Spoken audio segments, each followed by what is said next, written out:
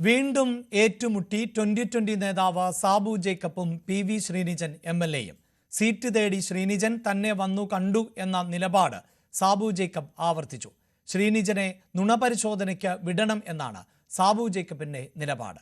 ജനങ്ങളോട് ഒരു ആത്മാർത്ഥതയുമില്ലാത്ത വ്യക്തിയാണ് ശ്രീനിജൻ. 140 MLAമാരിൽ ഏറ്റവും മോശം പ്രകടനമുള്ള വ്യക്തിയാണ് ശ്രീനിജൻ എന്നാണ് സാബു ജേക്കബിന്റെ ആരോപണം. പുള്ളി 2 പ്രാവശ്യം എൻ്റെ വീട്ടിൽ വന്നത് എന്തിനാണ്? കല്യാണം വിളിക്കാൻ വന്നതല്ല. അപ്പോൾ അദ്ദേഹം വന്നത് എന്തിനാണത്? ഒരു പ്രാവശ്യം വന്നത് സീറ്റ് ചോദിക്കാനും 2ാമത്തെ പ്രാവശ്യം അനുഗ്രഹം മേടിക്കാനാണ് വന്നത്. അതൊരു യാഥാർത്ഥ്യമാണ് അതിനകത്ത്. അപ്പോൾ അത് തെളിയിക്കുക എന്ന് പറഞ്ഞു കഴിഞ്ഞാൽ പുള്ളിയെ കൊണ്ടുവന്നൊരു നുണപരിശോധന നടത്തിയാൽ ഇതൊക്കെ പറയും. ഇതിൽ 2 കാര്യങ്ങളാണ്. നമ്മൾ പറഞ്ഞ ഒരു ജനപ്രതിനിധിയെ നമ്മൾ മാറ്റി നിർത്തി.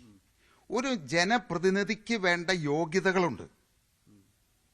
അവൻ സത്യസന്ധനായിരിക്കണം, അഴിമതിയില്ലാത്തവനായിരിക്കണം, സുതാര്യമായിരിക്കണം, നാടിനോടും ജനങ്ങളോടും കടപ്പെട്ടവനായിരിക്കണം.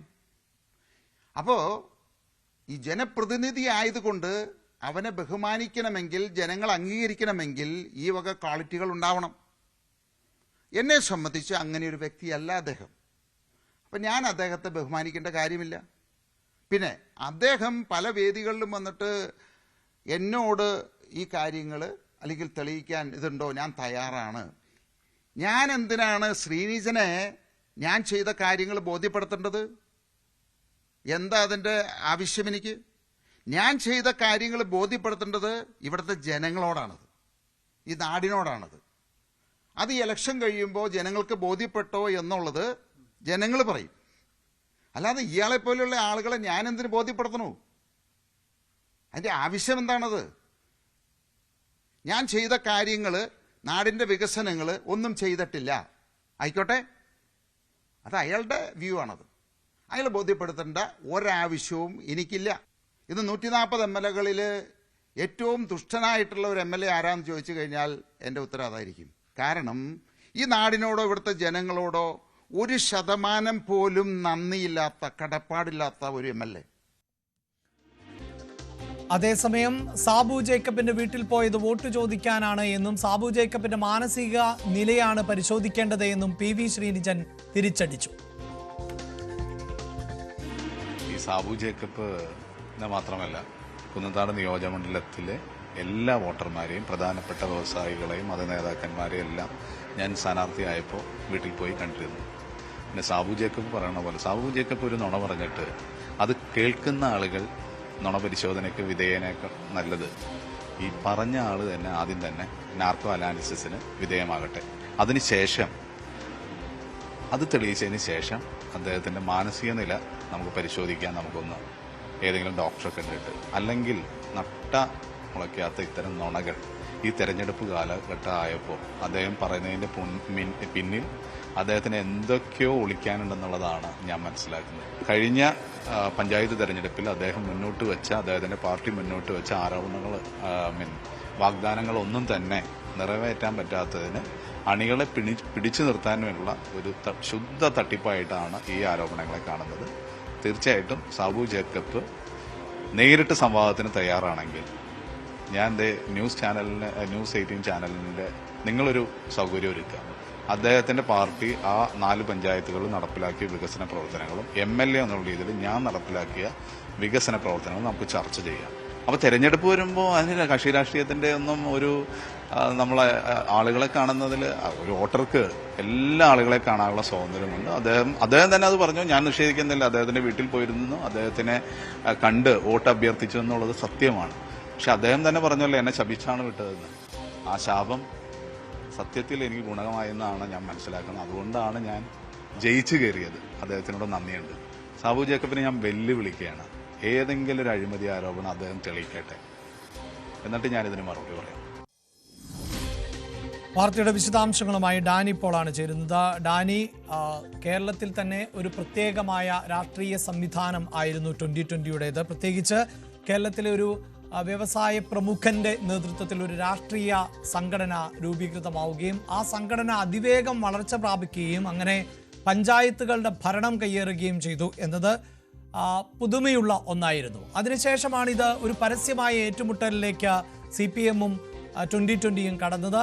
അത് വ്യാപാരി എന്ന നിലയിൽ സാബു ജേക്കബുമായുള്ള ഒരു ഏറ്റുമുട്ടൽ, അതിനപ്പുറത്ത് 2020-യുമായുള്ള ഏറ്റുമുട്ടൽ, അതിങ്ങനെ തുടർന്നുകൊണ്ടേയിരിക്കുന്നു. അതിൻ്റെ ഏറ്റവും ഒടുവിലത്തെ ഭാഗമായി വേണമല്ലോ നമുക്ക് ഇപ്പോഴത്തെ ഈ പ്രതികരണങ്ങളെ നോക്കിക്കാണാൻ.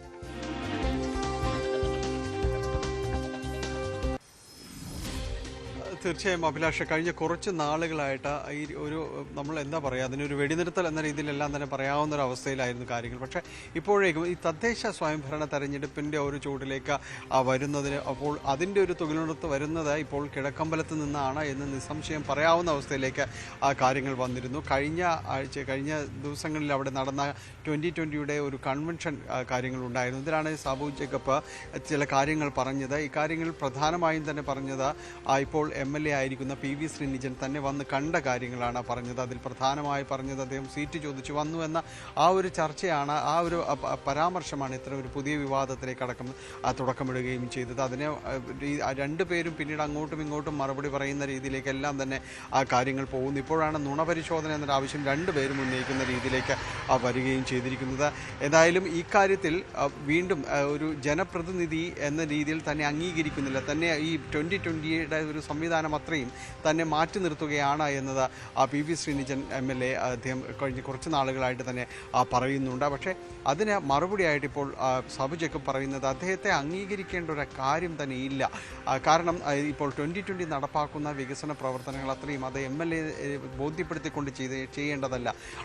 അത് പറയാനും അത് ജനങ്ങളുണ്ട്, ജനങ്ങൾക്കത് ബോധ്യപ്പെടുന്നുണ്ട്. തങ്ങൾ ചെയ്യുന്ന പ്രവർത്തനങ്ങൾ എന്താണ് എന്നത് വളരെ കൃത്യമായി ജനങ്ങൾക്കറിയാം. അത് തെരഞ്ഞെടുപ്പിലടക്കം അത് പ്രതിഫലിക്കുന്നുണ്ട്, ഈ തദ്ദേശത്തിലടക്കം അത് പ്രതിഫലിക്കുന്നുണ്ട്.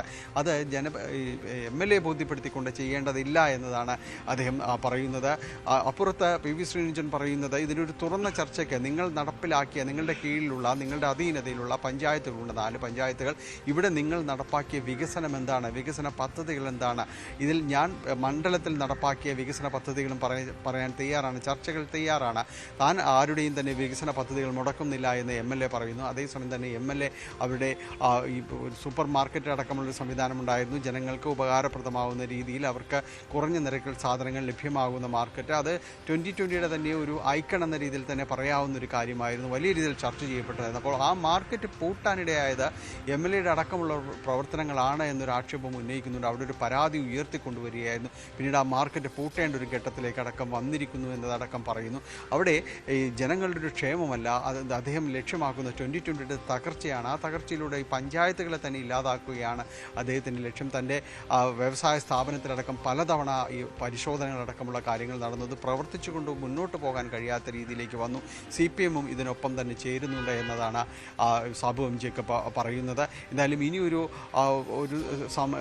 ചർച്ചയുടെ പാതയിലല്ല പോകുന്നതെന്ന് വ്യക്തമാക്കുകയും ചെയ്യുന്നുണ്ട്. അതോടൊപ്പം ഇത്തരം ആക്ഷേപങ്ങളെ, ഈ തനിക്കെതിരെയുള്ള ആരോപണങ്ങളെല്ലാം പാടെ നിരാകരിക്കുകയാണ് MLA. കാരണം താൻ ഒരു ചർച്ചകൾ നടത്താനും എല്ലാം തന്നെ തയ്യാറാണ്, വികസന പദ്ധതികൾ മുന്നോട്ട് കൊണ്ടുപോകാനാണ് ശ്രമിക്കുന്നത്, തന്നെ വ്യക്തിപരമായി നേരിടാൻ അടക്കമുള്ള കാര്യങ്ങളാണ് 2020-യുടെ ഭാഗത്തുനിന്ന് ഉണ്ടാകുന്നത് എന്നത് മറുവാദമാണ് PV ശ്രീനിജൻ MLA-യും പറയുന്നത്. ഏതായാലും വീണ്ടും ഇത്തരം ഒരു ആരോപണങ്ങൾ അപ്പുറത്തും ഇപ്പുറത്തും തന്നെ ഉയർത്തിക്കൊണ്ടുവരുന്നു. പലപ്പോഴും തന്നെ അത് വ്യക്തിപരമാവുകയും ചെയ്യുന്ന രീതിയിലേക്കെല്ലാം തന്നെ കിഴക്കമ്പലത്ത് സംഭവിക്കുന്നുണ്ട്. ഏതായാലും തദ്ദേശ സ്വയംഭരണ തെരഞ്ഞെടുപ്പ് അടുത്തു വരുന്ന സമയത്ത് തന്നെയാണ് വീണ്ടും ഈ പരസ്പര ഏറ്റുമുട്ടലുകളിലേക്ക് അടക്കം പോകുന്നത് എന്നത് തന്നെയാണ് ശ്രദ്ധേയം.